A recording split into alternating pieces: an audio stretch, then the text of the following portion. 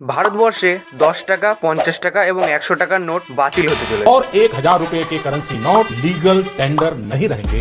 আজকাল সোশ্যাল মিডিয়াতে ব্যাপকভাবে দাবি করা হচ্ছে যে 10 টাকা, 50 টাকা এবং 100 টাকার নোট তুলে দেওয়া হবে এবং এর পরিবর্তে চালু করা হবে পলিমার বা প্লাস্টিকের নোট। প্রথমেই বলে দিই, এই যে নোট বাতিলের ব্যাপারটা, এটা সম্পূর্ণ মিথ্যে। তবে এই যে পলিমার বা প্লাস্টিকের নোট আসছে, এটা আংশিক সত্য। ভারতবর্ষে প্লাস্টিক বা পলিমারের নোট চালু করার পরিকল্পনাটা আজ নতুন নয়। 2012 সালের দিক থেকেই এই বিষয়টি নিয়ে আলোচনা শুরু হয়েছিল। কারণ আমরা যে নোট ব্যবহার করি এটি কাগজে তৈরি, এগুলো খুব তাড়াতাড়ি ছিঁড়ে যায় বা নোংরা হয়ে যায় বা নষ্ট হয়ে যায়, ফলে এই নোট বারবার ছাপাতে হয় এবং ছাপানোর খরচাও বেশি। উল্টো দিকে প্লাস্টিক বা পলিমারের যে নোট, এটা খুব তাড়াতাড়ি নষ্ট হয় না, ছিঁড়ে যায় না এবং খুব দীর্ঘমেয়াদী। সাথে সাথে এটি ছাপানোর খরচাও কম। গুরুত্বপূর্ণ বিষয় হলো আরবিআই এই বিষয়ে 2026-এ একটু বেশি জোর দিচ্ছে, কিন্তু এখনো পর্যন্ত জানানো হয়নি যে কবে থেকে এই নোট চালু হবে। তাই অফিসিয়াল কোনো আপডেট না আসা পর্যন্ত সোশ্যাল মিডিয়ার গুজবে কান দেবেন না এবং ছড়াবেন না।